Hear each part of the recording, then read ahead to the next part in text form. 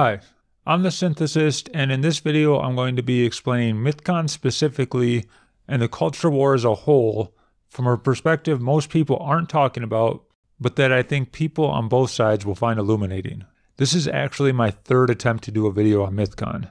My first video was going to be about the Sargon and Thomas Smith portion. However, while trying to look up some details for that, I ended up going down the rabbit hole of people's comments on the event and ended up putting together a response video to Matt Dillahunty's video on Mythcon. That video ended up being almost a half hour long. However, while I felt that it really expressed what was going on from my perspective, I couldn't shake this feeling that people who didn't see things from my perspective would completely misinterpret the whole thing. So I scrapped most of it and put the most important parts in this video, which I hope does a much better job of pulling all the pieces together in a way that is not only accessible for people on both sides of the divide, but actually offers a more explicit idea of how to look at the situation. Also, this video is going to cover a lot of ground, so in the interest of time, I'm going to assume a certain level of knowledge regarding Mythcon and the events that surrounded it. That background knowledge isn't necessary to understand the ideas I'm going to talk about, but it will help to understand the context of some of the events I'll reference. I'll put links in the description to sources that will give more context for those that need it. With that being said, let's get started. At Mythcon, Melissa Chen gave a talk called The Erosion of Enlightenment Values and Why We Need to Safeguard Them. In her talk, she mentioned an idea that is key to understanding both the events involving Mythcon and the culture war as a whole. However, her approach to this idea and the way most people approach this idea puts it in a context that prevents people from fully understanding its importance to the situation. This idea is the understanding of the relationship between our conscious mind and our unconscious mind in our decision-making process. Here's how Melissa Chen explains it in her talk. The mind is actually divided, and the metaphor here is actually on the right. It's a rider riding on an elephant. And the rider's job is to actually serve the elephant without having much of, you don't really have that much control of where the elephant's going to go simply by sheer difference of size. So you can direct it somewhat, you can motivate it, you can shape its path, but otherwise you have not that much control. It's not full control. So the idea is that system one, which is the elephant, is your intuition. And the rider, who's trying to direct the intuition, is your reasoning capabilities. The rational thinking is actually so system one is your rational is the intuitive part of your cognitive circuits, and system two is actually where you start to rationalize and reason. According to the dual process view, we have two styles of cognition, and they have very different features. So the elephant, which is system one, is your autopilot. It's your intuition. It's when you go to catch a ball, like a fly ball, you know exactly where to position yourself. And these are calculations you're making in your head. You don't even know what they are, but you just get there somehow. I mean, some of us do. But system two is deep, rational thought, and it takes time. It's very slow. That doesn't completely do this idea justice, but it's a start. To really get a firm grasp on this idea, I highly recommend Jonathan Haidt's books, The Happiness Hypothesis and The Righteous Mind. Melissa Chen also recommends work done by Daniel Kahneman, and Malcolm Gladwell also wrote a book called Blink, which I haven't read yet, but that I suspect will do a great job of talking about the elephant in this metaphor. So if what I'm going to talk about doesn't completely make sense, check out those sources for more details. To understand the importance of the elephant and the rider metaphor to this discussion, think of the culture war as if it's a real war. At the very top, you have the high-level diplomats. These are the people trying to solve problems with reasoned arguments at the level of the rider. They spend all of their time talking things out with their protocols and proper ways of doing things. It's relatively clean and people don't get hurt. It also takes more time, but in theory, it produces better, longer-lasting solutions. This is the level we would prefer things are handled at, but that doesn't mean it's the level they're actually handled at. Meanwhile, the soldiers on the front lines are fighting it out at the level of emotion and intuition of the elephant. The elephant war is messy, emotionally violent, and can lead to some really horrible outcomes, including actual real violence. However, just because the elephant war is ugly and messy doesn't mean we can or should ignore it, as I'll explain shortly. I'm not the first person to point this out. Scott Adams has actually been talking about this in regards to Trump for quite a while. So if you were to look at the types of things that the president has said that didn't pass the fact checking, and that's the way I'm going to prefer to say it, is they are almost always emotionally true, or they are emotionally compatible with what his supporters are already thinking. So there is an emotional and directional truth to what he does that's independent from the facts being completely wrong. Also at Mythcon, during Melissa's Q&A session, someone brought up Andrew Breitbart's quote that politics is downstream from culture and how it relates to this idea of the rider and the elephant. There's definitely a connection there because culture plays a critical role in how we process our intuitions and the events that we think about. Now, Scott Adams has been widely attacked for making his case about emotional truth because he's doing it in the context of Donald Trump. Andrew Breitbart is also reviled because he is the founder of Breitbart.com. If you happen to be part of that group, go ahead and summon up all of your feelings of hatred and repulsion for Donald Trump and Breitbart and Milo Yiannopoulos and Sargon of Akkad and anyone else you can think of right now. It will help you to understand what I'm going to explain next. For decades, the progressive shock troops have been able to dominate the elephant war with the heavy assault weapons of racism, sexism, homophobia, etc. These weapons allowed them to mow down anyone that disagreed with or challenged them. These labels are so morally toxic in our society that even unfounded accusations could damage careers and ostracize people from the communities they are a part of. For really blatant examples of this in the last few decades, you can look at Charles Murray being shouted down as a racist for writing The Bell Curve, or Warren Farrell being called a rape apologist for writing The Myth of Male Power, or Sam Harris being called a racist for criticizing Islam. All of these are elephant war level attacks. They use people's emotional responses to the ideas of racism and rape to literally kill any opportunity for reasoned debate. These are the more public examples of the emotional warfare being fought in the elephant war, but these attacks have been happening and continue to happen regularly on the individual level as well. As the cultural war escalates, we're starting to see more people come out with stories about their own experiences. When I began to ask my other feminist friends how they reconcile these issues, they just got angry. I was called anti-woman, even by progressive men. But I'm not anti-woman, I thought. I am a woman. I just don't want to be a weak one. These questions did not endear me to my progressive friends. I was called a race traitor, even by white people. But I'm not anti-Black. I am Black.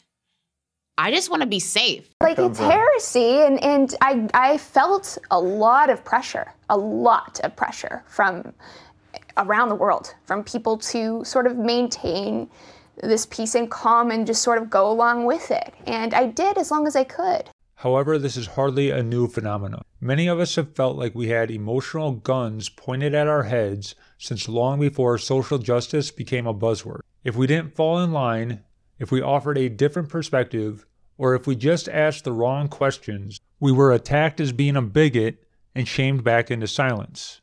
At this point, there will be people watching this that think I'm trying to make a case for victim status or to elicit sympathy. But what I'm saying is actually the exact opposite of that. I'm trying to help you understand what it's like to live with an emotional gun to your head and being forced to censor yourself about topics you find extremely important to talk about.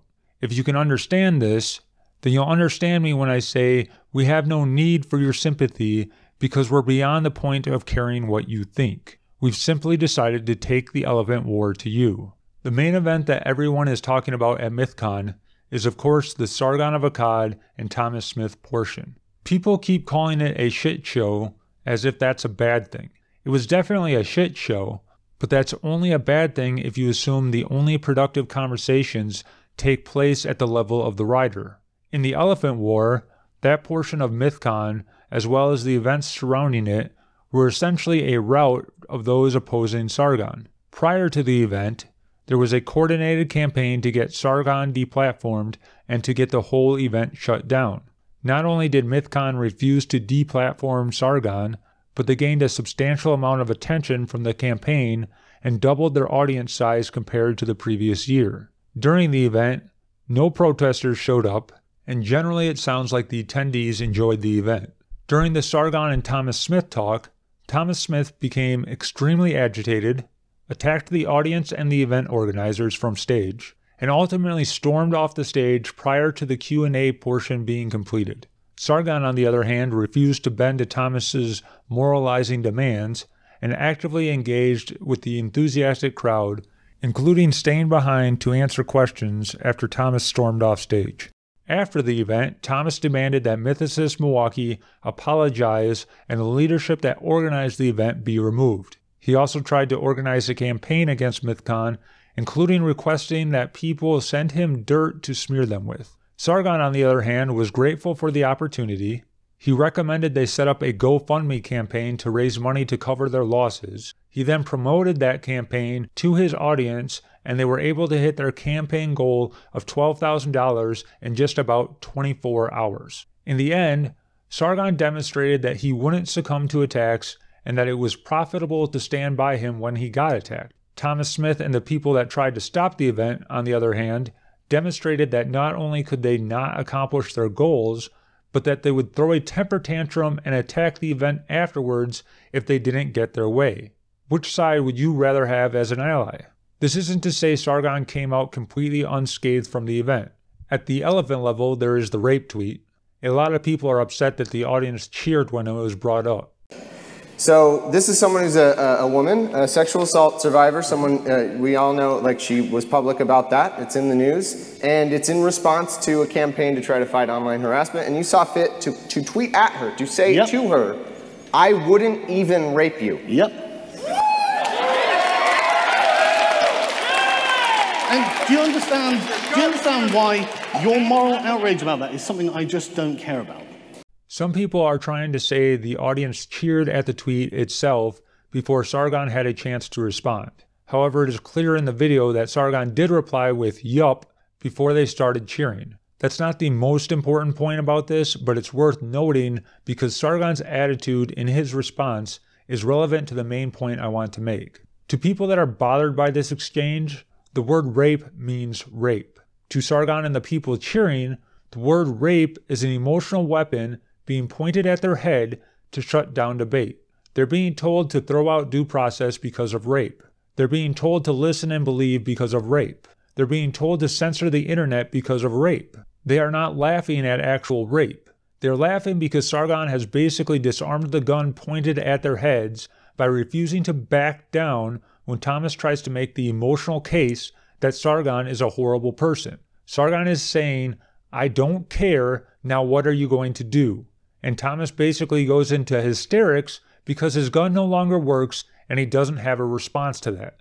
The cost here is obviously that some people were offended by this, and it gives his opponents more ammunition to use against him. However, how effective will that ammunition be going forward? First, Sargon has demonstrated that he won't back down when pressed on it, so it kind of defeats the purpose of bringing it up again. Plus, his opponents so completely overplay their cards that the reality of this tweet doesn't nearly live up to the hyperbole of their attacks.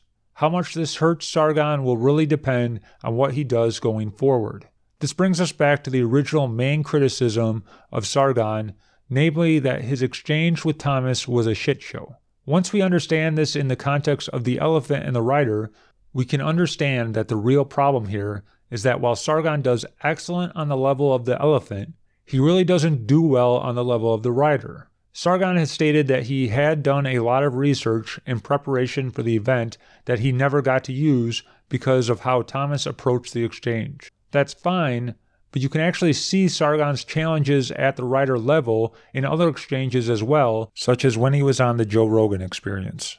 Sargon's main strength is to counterattack on the elephant level. He does this by refusing to accept the moral shaming sent at him by his opponents, and then pointing out the absurdity of their position and ridiculing it. The problem is, this works so well, he's failed to build up a rider level of attack to either follow up with as a counterattack or to use when there's no one punching at him in the first place. Sargon's weakness on the rider level is really highlighted at Mythcon when Thomas brings up a black name's resume study as evidence of systematic racism. This is actually something that Destiny previously brought up with Sargon months ago, and Sargon still didn't have an answer to it. An audience member during the Q&A actually offered a good response in the form of the Australian blind resume controversy, where the Australian government found that women and minority resumes were actually accepted less when their names were removed. So while the practice was objectively more fair, they canceled it because it didn't fit their narrative. I also put a link in the description below to a study done by Freakonomics that completely destroys this argument. It's a fascinating read and basically shows that there is actually a split in the black community in the United States and the negative effects for a community that goes the social justice route. Both of these rebuttals were easy to find and allowed Sargon to turn the attack back on those putting it forward. And yet Sargon wasn't prepared for the attack even though he'd seen it before. Another avenue of attack that Sargon could develop on the writer level is a really detailed comparison of social justice moralizing to religious moralizing. Sargon brings this up a couple of times at Mythcon, but he just states it as a fact and doesn't systematically provide evidence to drive it home. If all he did at Mythcon was continually drive that one point home over and over with comparison after comparison, Mythcon would have been truly devastating on the level of the writer as well. I'm not saying that these are the routes Sargon has to take. I'm only saying that regardless of what route he takes, he needs to develop a writer-level attack, or he's going to be vulnerable to the first SJW that actually figures out how to tear him apart at the writer level. Fortunately for him, he has some time to figure that out, because most of the criticism leveled at him after Mythcon shows that most people haven't really figured out what's going on yet. For example, look at Melissa Chen's Facebook response to the event. Melissa Chen is literally the one who brought up the rider and the elephant at Mythcon, and she still says this in her post. In a way, Sargon of Akkad is low-hanging fruit. He makes compelling arguments sometimes, but they are obscured by mean-spirited Twitter rhetoric and the occasional total lack of nuance that gives his enemies too much ammunition. But me, on the other hand, I'm more of a nightmare to Arel, Shives, and company. I criticize their ideas from an intellectual and moral standpoint without resorting to their crude, slanderous tactics. Melissa, I'm sorry, but did you even listen to your own talk at Mythcon? You literally say in your talk that the writer has only limited control over the elephant, and yet you think you're the nightmare for SJWs. Nobody tried to organize a deplatforming campaign against you. Thomas Smith, during his exchange with Sargon, said he would happily debate you. None of them care about your writer-level arguments because they control the elephants. I honestly think Melissa is great, but this is the cardinal mistake that everyone that wants reasoned, rational discussions is making right now. They look at the unconscious mind, the elephant, as a problem getting in the way of the writer. They think the solution is to use calm, rational arguments to get the writer to take over. Not only is that not the way it works, it's not the way we want things to work. Going all the way back to the Enlightenment, people have been focusing on all the ways that emotions and intuitions can lead people in the wrong direction. While this is absolutely true, it completely ignores how powerful the unconscious mind is and how 99% of the time it actually gets things right. The unconscious mind is exponentially faster and processes way more information than the conscious mind is capable of handling. Intuition is literally the ability to figure things out so fast that you don't even know how you figured it out. And that's the real problem with the elephant. Most of the time, it's not that the elephant is leading us in the wrong direction. It's that the writer comes up with the wrong interpretation of the elephant's actions. This disconnect is the real problem that people need to address. Sargon may have a problem with elevating his arguments to the level of the writer, but he has still managed to grow in popularity despite this because he is able to attract people at the elephant level. Until people like Melissa learn that they need to understand where the public's underlying intuitions are coming from and directly address those, people like Trump, Milo, and Sargon are going to continue to dominate the conversation. This is what is completely stupid about Matt Dillahunty's response to Mythcon. Matt Dillahunty was the moderator for the Islam in the Age of Trump debate at Mythcon. As a side note, you absolutely should watch this debate for no other reason than to listen to Asra Nomani. She's a feminist, she's a Muslim, and she's a Trump supporter. She's literally the closest you will ever come to seeing a unicorn in real life, and she's absolutely amazing. Anyway, after Mythcon, Matt Dillahunty put out an hour-long video to basically explain his problems with Mythcon and why he would no longer work with them. I personally think that Matt's take on the situation is entirely wrong, but I really don't care about that.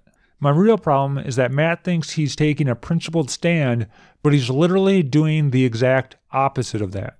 First off, despite the organizers of Mythcon trying to tell Matt there is something here worth paying attention to, despite all of the evidence of this, including the deplatforming campaign and the massive audience of the YouTube creators, despite its obvious connection to the broader phenomena that is Trump's election, despite all of this, Matt in his videos makes it perfectly clear that not only does he not have a clue about the wider context, he has absolutely no interest in understanding any of it. He repeatedly says he has no idea who the YouTube creators are and no intention of learning more about them. He comments on things in the video that show he has no understanding of this growing YouTube culture. He dismisses Sargon and his followers as not being worth his time. And finally, he decides that he doesn't want anything to do with Mythcon going forward. For someone that claims to want rational, reasoned debates, this shows an appalling lack of intellectual curiosity. It's like he's dismissing the internet as just a fad that we can ignore. His position is basically, I don't understand it, and so I'm going to ignore it. Never in the history of the human race has that ever been a recipe for progress. However, my bigger problem is why, after what happened at Mythcon, Matt thinks not being involved with Mythcon in the future is a principled stand. If I held the positions that Matt holds, after watching the Sargon Thomas event, my reaction wouldn't be, I'm leaving and never associating with this group again. My reaction would be, put me on stage and let me tear Sargon apart. Matt had a long conversation with Sargon the night before Mythcon. He seems convinced that his arguments are significantly better than Sargon's. If that's really the case, get in the fucking ring. Let's make one thing perfectly clear. Intellectual pacifism is never a principled stand. If you will not debate bad ideas, you lose. Sargon has a large and growing audience. Mythcon's audience has grown from this event, and they have made it clear they intend to leverage it into continued growth. Not engaging and hoping they go away is delusional. Everybody is probably familiar with the thought experiment of, if you could go back in time and kill Hitler, would you? Here's a better question. If you could go back in time and debate Hitler, would you? What would you say to get the German people not to go down the road of Nazism? What would you say to cut Hitler's legs out from under him before he ever had a chance to gain power? Nobody that's not a complete moron thinks Sargon is Hitler.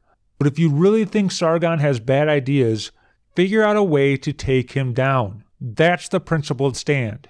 It's also the only way we ever see real progress. To wrap this up, I want to say again that I knew this video was going to be long, so I covered a lot of things extremely quickly. I'll put links in the description to additional sources so that you can do further research for yourselves. However, let me know in the comments if there's something you want me to cover in more detail, something that didn't make sense, or something you completely disagree with. The idea of the elephant war is something I really think more people need to understand, so your feedback will help me get better at explaining it to people. Thanks for watching, and I'll see you in the next video.